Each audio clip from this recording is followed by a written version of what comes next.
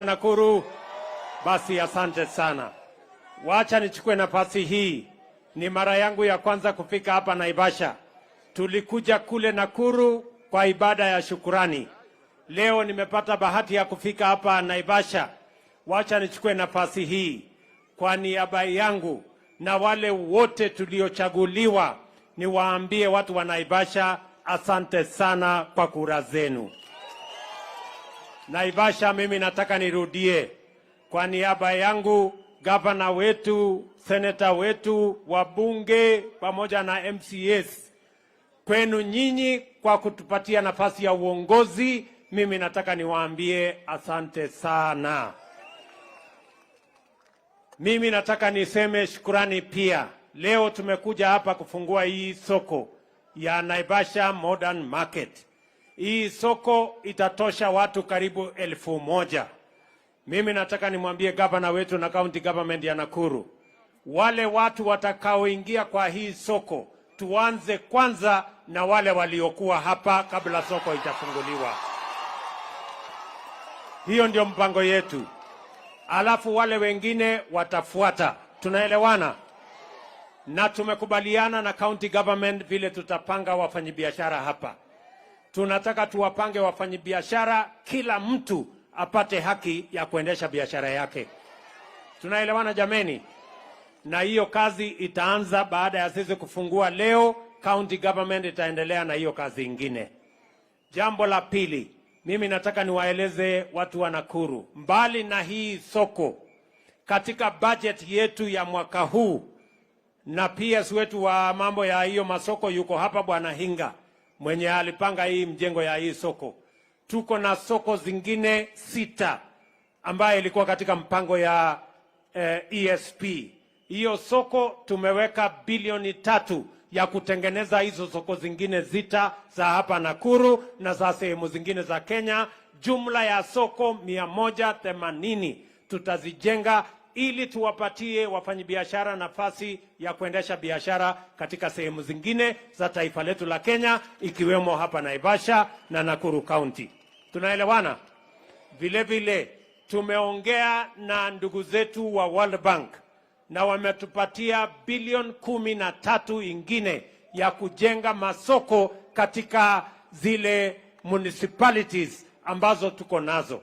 Na tutakubaliana na Mama Susan vile tutakubaliana ni Gilgil, sijui ni Molo, sijui ni Njoro, sijui ni sehemu gani, tutakubaliana na wao ili tuwajengee wafanyabiashara wengine soko nzuri kama hii.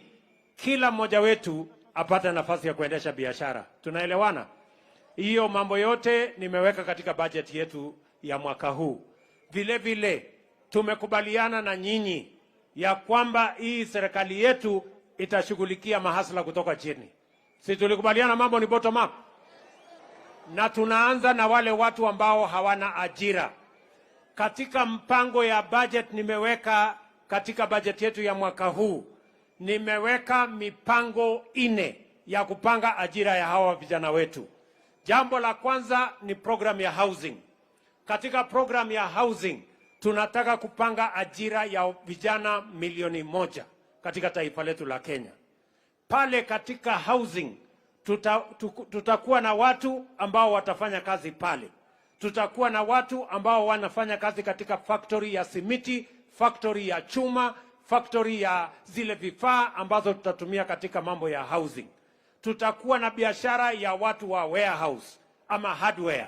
Wale wanafanya kazi hardware watatuuzia simiti, wale wanafanya kazi kwa hardware watatuuzia chuma. Hiyo ni biashara ya housing tunawapangia. Tunapanga vile vile agenda ingine ya mambo ya ajira ya hawa vijana, kwa sababu shida yetu kubwa ni ajira. Ni kweli ama si kweli? Si shida ya hawa vijana wengi ni ajira? Hiyo ndio mimi ninasema, na ndio nimesema wale kama mimi na Susan huyu na wale ambao tunapata mshahara, sisi tutatoa 3% ndio tupange ajira ya hawa vijana ambao hawana kazi. Mimi nataka niwaulize, mimi nikiulizwa nitoe 3% ndio kijana wa Naivasha apate ajira, iko makosa? Si nyinyi ndio mnalipa mshahara yangu? Mimi nikitoa mshahara yangu ndio kijana mwingine apate ajira, iko makosa? Ndio nimeambia hawa majamaa, kwanza wabunge wapitishe hiyo maneno haraka haraka, kwa sababu wabunge na mimi, nyinyi ndio mnatulipa mshahara. Ni kweli ama si kweli? Sasa mimi nataka nimuulize wewe, kama mbunge, wewe umeajiriwa na hawa watu, wanalipa mshahara yako, wewe umeambiwa utoe 3% ili kijana hapa kupitia housing apate ajira, alafu unaanza kuleta Kiswahili. Mimi nataka niwaulize, kama mtu amekupatia nafasi ukakuwa na ajira upate mshahara, ukitoa pesa kidogo ili hata na yeye apate ajira, iko makosa? Si tuendelee namna hiyo? Vile vile nimesema kwa hii budget tunaweka pesa ili katika kila ward. Wewe MCA umesema hapa vizuri, wewe muungwana, kila ward tutakuwa na ICT hub, kwa sababu watu wengi wameniuliza kutoka nchi za nje. Nimeongea na watu wa Ujerumani, nimeongea na watu wa Canada, nimeongea na watu wa Marekani. Wanataka vijana wetu wawafanyie kazi, walipwe na dola wakiwa hapa nyumbani. Mimi ndio nimesema tunaweka pesa katika ICT hub in every ward, ndio vijana wa Nakuru katika kila ward wapate mahali ya kupata free internet. Ya sisi tutaweka pale vifaa ambayo itapatia vijana wetu wa Kenya ajira, because we want to start from the bottom tukienda up. Ni kweli ama si kweli? Jambo la 4, tumekubaliana vile vile katika hiyo mpango yetu tunajenga katika kila county, na mliona tulitangaza tayari ya Nakuru hapa ya counties 14 ya kwanza. Tumesema tunaweka county aggregation and industrial park, mahali ambapo tutakusanya mazao yetu yote, tufanye value addition, tufanye agro processing, tuhakikishe ya kwamba tunawatafutia masoko ya mazao yenu, kama ni mazao ya kahawa, chai, avocado, mambo ya maua na mambo yale mengine yote. Na tayari county government wanatoa 250 million, national government tunatoa 250 million kujenga county aggregation and industrial park ya Nakuru County. Hapa jirani yenu, si hapa tulikubaliana tunatengeneza industrial city hapa Naivasha? Mko tayari ama mko tayari? Mko tayari ama mko tayari? Ile shamba ambayo tuliweka hapa ekari 1000 imejaa watu ambao wanakuja kujenga hizo industries. Saa hizi imenibidi, saa hii na negotiate nipate ekari ingine 1500 hapa Naivasha, mahali tutaweka industrial city expansion. Kama ni mambo ya leather, kama ni mambo ya cotton ama textile industry, ndio tutajenga hapa kutumia umeme kutoka hapa Kengen, kutumia ile mvuke kutoka hapa Kengen, ili yale mambo mnasema hapa mnataka mambo ya electricity ifaidi watu wa Naivasha, Nakuru na Kenya mzima. Tunaelewana? So hii industrial park hapa, mimi nitarudi nikiwa nimekamilisha hii budget, tukuje tuianzishe, ndio vijana hawa tuwapangie ajira. Vile vile tumekubaliana ya kwamba tukienda mbele pia lazima tupange mambo ya ajira, because that is the most important aspect ya hii mpango. Na unajua kuna watu walikuwa wanafikiri ile housing tuliandika katika mpango yetu, ile mambo ya county aggregation and industrial parks tumeandika katika manifesto yetu, walikuwa wanafikiri ni gazeti ya kufunga nyama. Ile manifesto ni mpango ya kubadilisha maisha ya wananchi wa Kenya, na mimi nitahakikisha we implement every page and every article of our manifesto so that we can change the lives of the people of Kenya. Tunaelewana jameni? Na mimi nitawakaza, unajua hata yule mtu ya kitendawili alikuwa ana support housing. Saa hii amepinduka, anasema yeye anapinga. Mimi nataka nimwambie apinge asipinge, mambo ya housing tutahakikisha kwamba imetembea, ndio tupange ajira ya hawa vijana wa taifa letu la Kenya, because every citizen counts in the Republic of Kenya. Tumeelewana? Tulikubaliana na nyinyi vile vile tutapanga mambo ya kilimo. Saa hizi tumeweka wakulima 500,000. Kila mkulima tumempatia mbegu, tumehakikisha wako na mbolea. Mkienda mashambani saa hizi tunazalisha chakula ya kutosha, kwa sababu njia ya kupunguza gharama ya maisha ni kusaidia mkulima azalishe chakula ya kutosha, tulete hapa sokoni, bei ipungue, ndio tuweze kwenda mbele kama Wakenya pamoja. Tunaelewana jameni? Unajua wale ndugu zetu walifikiria kwamba njia ya kupunguza gharama ya maisha ni kwenda kuongea na mtu ako kwa madukani ama mtu ako kwa mill. Ule mtu anafanya milling ako na mahindi yake peke yake. Si mahindi ni ile sisi tunazalisha na wakulima. Ni kweli ama si kweli? Vile vile mimi nataka muelewe vile tunasukuma hii maneno iende mbele kama taifa la Kenya.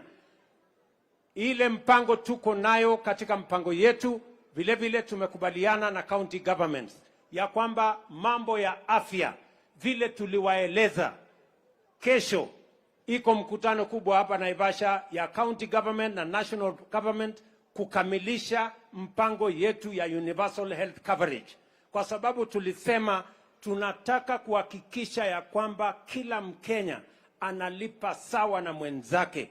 Kama mimi ni president, mimi nalipa kiwango ambayo inatoshana na mimi. Mama mboga alipe kiwango inatoshana na mama mboga. Na ndio tulisema ile mpango ya NHIF, nyinyi ambao ni watu ambao wako na mapato ya chini, wale mnalipa shilingi 500. Tukikamilisha hiyo mpango na tunafanya verification hapa Naivasha, tukimaliza hiyo mpango, badala ya wewe kulipa shilingi 500, tutateremusha ulipe shilingi 300 vile niliwaambia. Na mimi ambaye napata mshahara kubwa, badala ya kulipa 1700 nitalipa shilingi 1015 kwa sababu inatoshana na ile mshahara mimi napata. Tunaelewana watu wa Nakuru? Watu wa Naivasha tunaelewana? Hiyo ndio mpango ya universal health coverage. We must make sure every citizen carries an equal burden. Na tumekubaliana pia na county governments ya kwamba wale community health promoters tunaajiri na tunawalipa mshahara watu 1,100 wapya ambao watazunguka manyumbani kwenu. Tutakuwa community health promoter, anasema yuko hapa mmoja wao. Kila community health promoter atakuwa anashughulikia households 100 katika kile village. Ndio tuwapatie vifaa, watakuja nyumbani, wapime mambo yako ya sukari, wapime moyo inapiga kiasi gani, wapime ile mambo mengine kabla hata hujaenda hospitali. Kwa sababu tunataka kuleta mambo ya matibabu ije pale chini. Kwa sababu mpango yetu ni bottom, si ndio? Si tuanze kwa kijiji. Si wale ambao ni wauguzi wakuje mpaka nyumbani. Wapime mambo yako ya sukari nyumbani. Na wapime mambo yako ya nyumbani. Na nimesema serikali ya Kenya, hii serikali ya mahasla, ndio italipa. Tunaajiri 100,000 community health promoters pamoja na counties, na tutashirikiana pamoja na wao kuwalipa. Na serikali ya kitaifa ndio ita-equip all our community health promoters ili tushirikiane katika kutatua mambo ya afya ya Wakenya pale mashinani. And we are going to make sure that we implement this program after we are verified with our counties. Tumekubaliana watu wa Nakuru? Hiyo mpango yote nimeweka kwa hii budget. Si ndio? Na unajua sina njia nyingine ya kutoa pesa, sini watu walipe ushuru ndio tupeleke mambo mbele. Mimi niko na mahali nyingine ya kutoa pesa kweli? Si kila mtu alipe? Hasa sisi wadosi sisi tulipe? Ama kama wewe una mshahara una shida kubwa sana. Wale sisi tuko na mshahara ndio tutalipa. Kwa sababu, wacha niwaeleze kwa sababu gani. Ile kazi mimi nafanya ingefanywa na Wakenya. Hakuna Mkenya hapa hatoshi kuwa rais. Si kila mtu hapa anaweza kuwa rais. Si kila mtu anaweza kuwa governor. Si kila mtu anaweza kuwa MCA. Si kila mtu anaweza kuwa mwalimu. Si kila mtu anaweza kuwa na daktari. Sasa kwa sababu sisi ndio tuko na kazi, sisi ndio tutalipa, ndio hata nyinyi mpate nafuu. Iko makosa sisi tukilipa ushuru ndio hata nyinyi mpate nafuu? Watu wawache mchezo bwana, sisi tulipe. Tulipe. Na niliwaambia mimi siwezi kukubali Kenya iendelee kwa mambo ya mikopo. Kwa sababu tukiendelea kukopa siku moja nchi yetu itakuwa bankrupt. Mimi nataka niulize nyinyi watu wa Nakuru. Mnasema tuendelee na kukopa ama tutafute pesa kwa mifuko yetu hapa Kenya? Mnasema tuendelee na kukopa? Mnataka tuendelee na kukopa pesa?